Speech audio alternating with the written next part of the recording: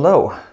In this video I'm going to start going into the chapter Being In as Such.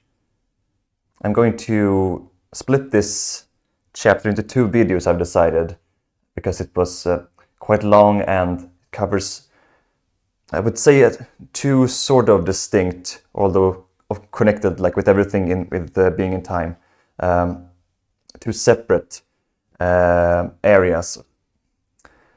And partly it was also because this has been a very challenging chapter. I've said in the beginning that the whole of being in time is very difficult, but I really struggled with this one, and I'm not alone in that, which is feels nice or feels like a relief that I'm not the only one thinking this is difficult. When I followed Hubert Dreyfus' video lecture, those lectures that I think are supposed to cover this chapter in particular, he again and again struggles with much of the same things actually that I feel like that I'm struggling with, and he's mentioning passages that are very sort of incomprehensible, he says, and it also means that his lecture has also been a very big help for me to actually understand this chapter. And ironically, the thing that I perhaps had most difficulty in understanding is Heidegger's concept of the word understanding. And this video is going to be about understanding and this other concept called attunement.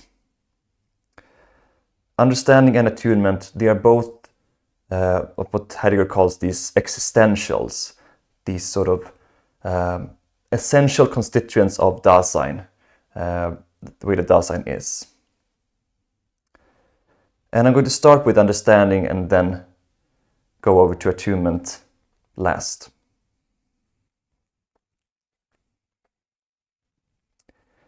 So, understanding in Heidegger's vocabulary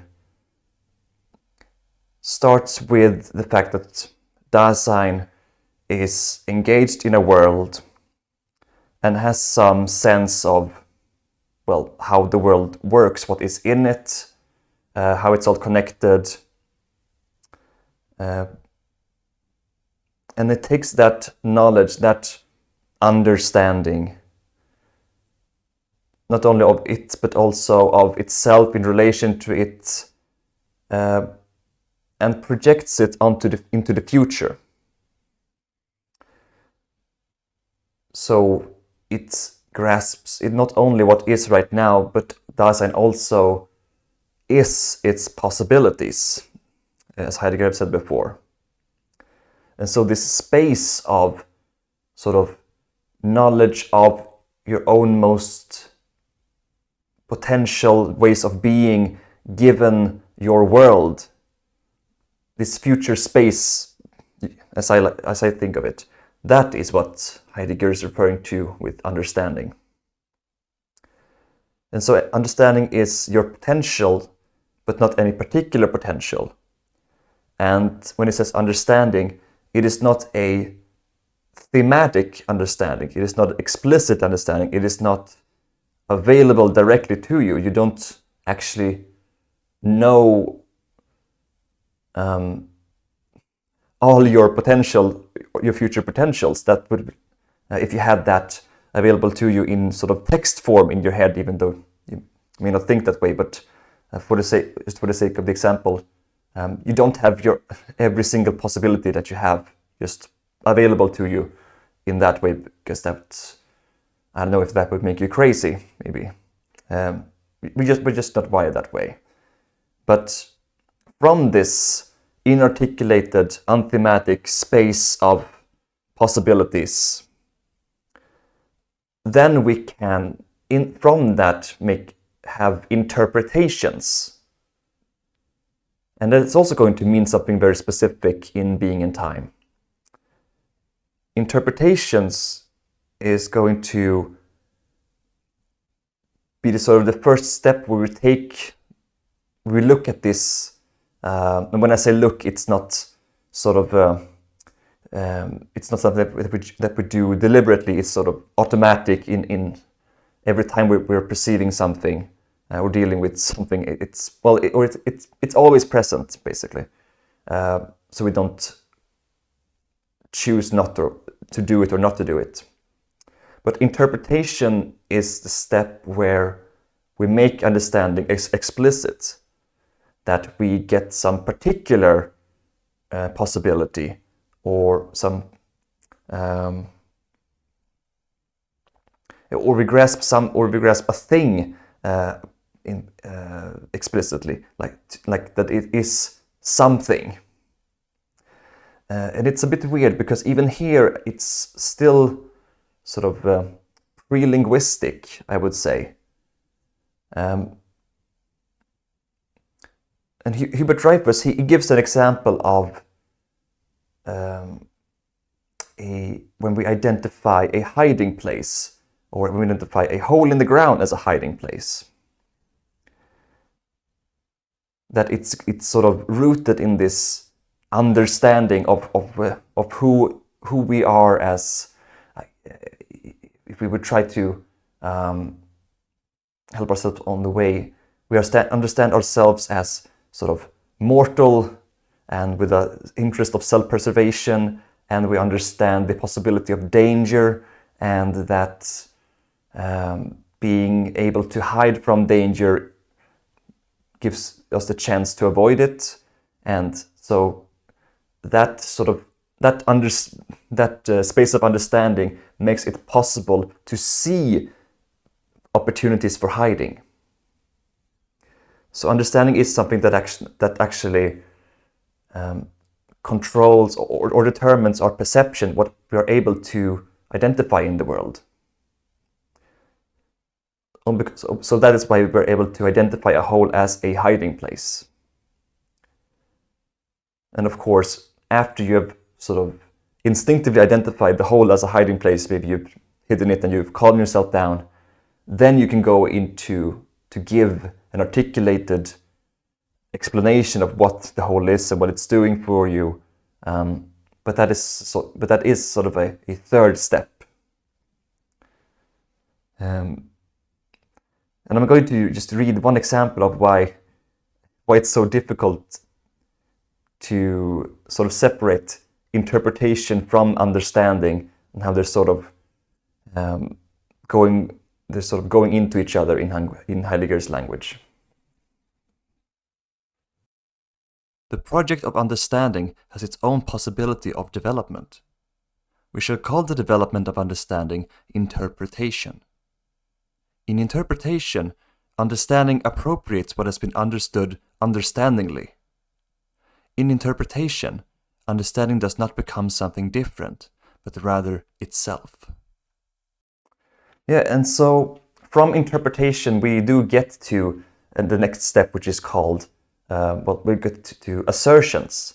And that is where we're sort of, I think this is where we begin to bring in actually linguistics. We say that something is this way because we understand it as a thing, as a tool for something, because we understand ourselves as beings which are engaged in a world and do things for our own being, and that is why they appear as such, and we can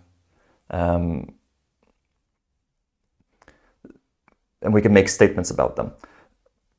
And it is also here that we finally, we get to a point where it's no longer this radical holism anymore. When we get to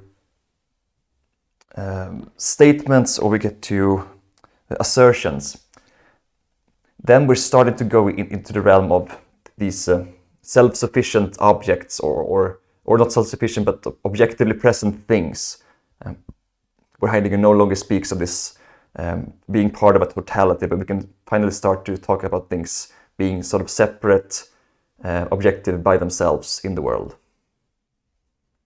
I think. And it's then after we get to the from assertions, then we get to speech and discourse, and finally get to logic. And it doesn't.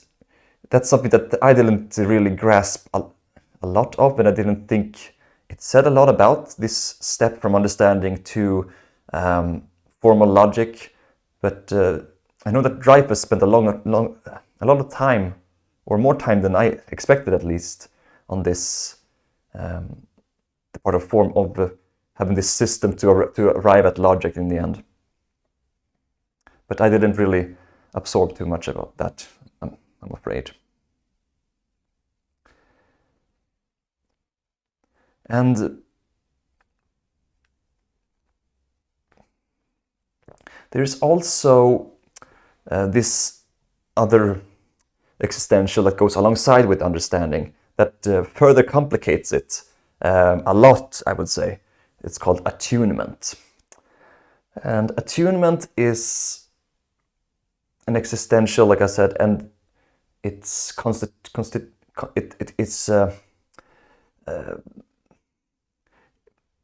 it belongs to something called moods. I don't know exactly what the relationships are, because it seems like these two words, attunement and mood, is used sort of as the same thing, but I think Heidegger says that the mood is the ontic term for the phenomenon, but I'm not really sure. Anyways, it's that when we come into the world, or when we are in the world, as well, we are always in the world, sorry, but we always find ourselves in the world from a particular point of view, and our understanding is always a kind of modified understanding depending on our mood.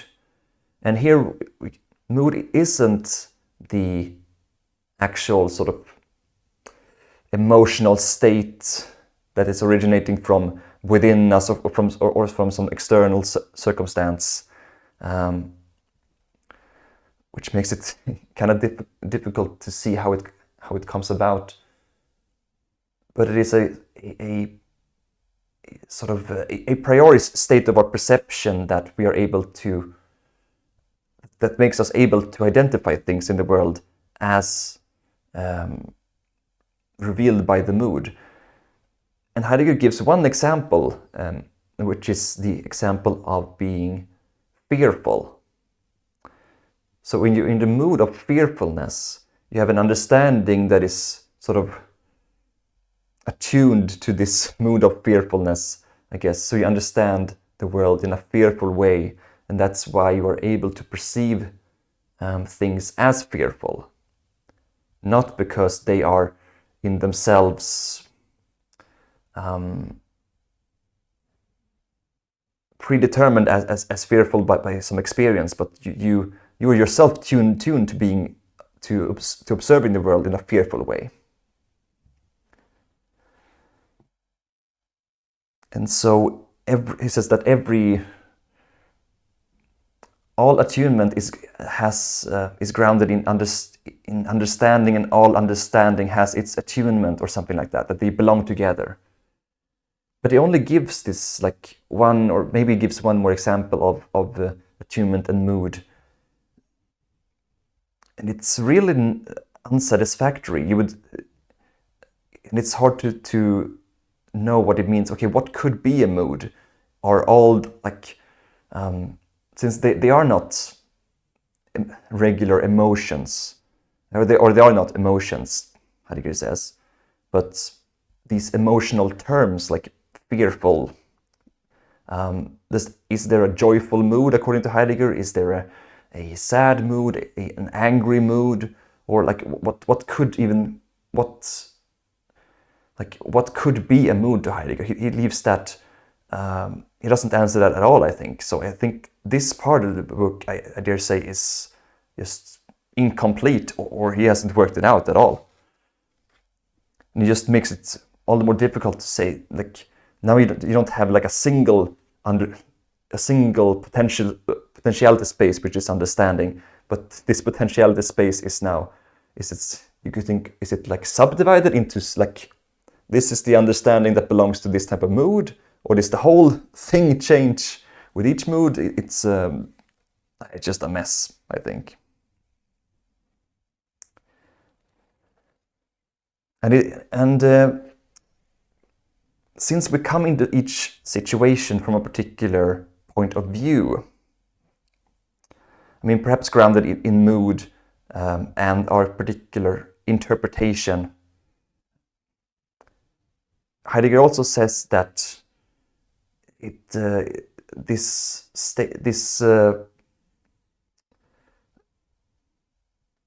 two existentials, they create like a vicious circle.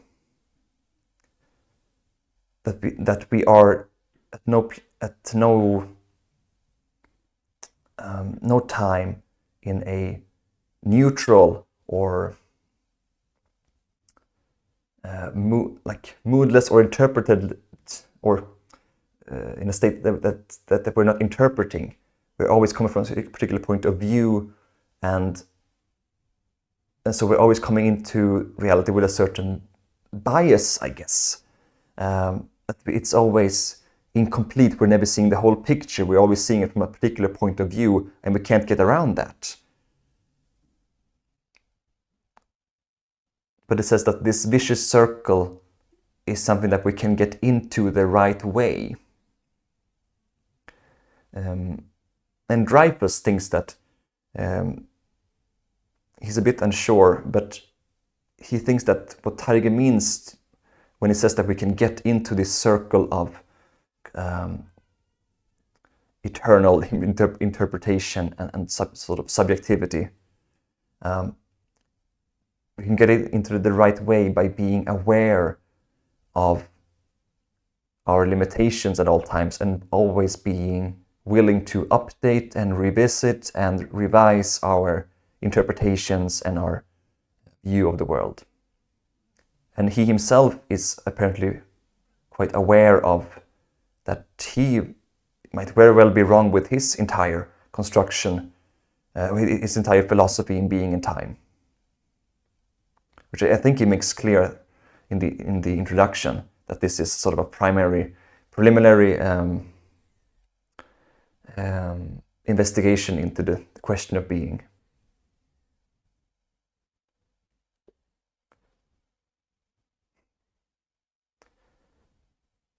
And just to segue, I guess, to the second video, these moods are actually something that is not only just for you, but you can actually be in a public mood. The mood can, I guess, not just come from your being, but the collective sort of social entity that you're part of, and you can absorb that mood into yourself. And that's something that he's going to that I'm going to talk about in the next video.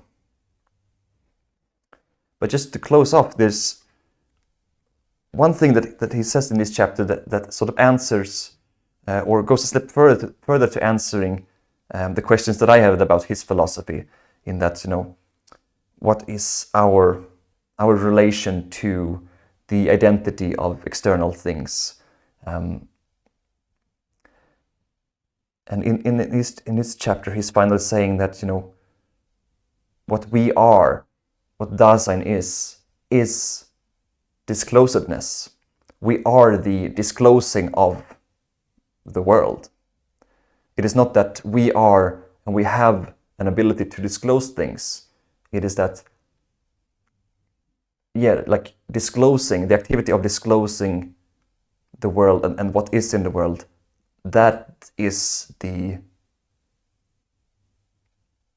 what it means to be us, essentially. He says it like this: to say that it is illuminated means that it is cleared in itself as being in the world, not by another being, but in such a way that it itself is the clearing. Only for a being thus cleared existentially do objectively present things become accessible in the light or concealed in darkness. So, and this was the first video of the chapter, Being In as Such. Thanks for watching.